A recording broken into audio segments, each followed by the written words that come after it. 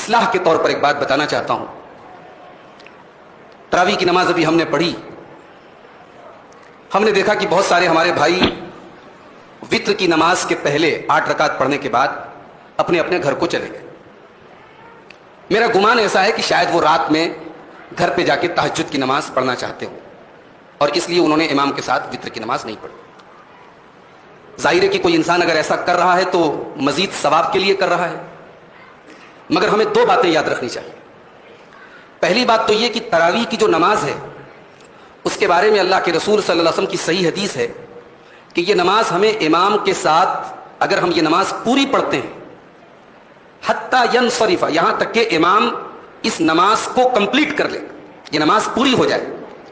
اگر ہم تراویح کی نماز پوری پڑھتے ہیں وتر کے ساتھ تو اللہ کے رسول کی حدیث کیا ہے؟ کتب لہ قیام لیلہ، اس انسان کو رات بھر قیام کرنے کا ثواب ملتا ہے. ہم بیچ میں سے چھوڑ کے چلے گئے، ہمیں اتنے کا ثواب ملا، لیکن پوری رات نماز پڑھنے کا ثواب کب ملے گا؟ جب ہم کمپلیٹ تراویح پڑھیں گے.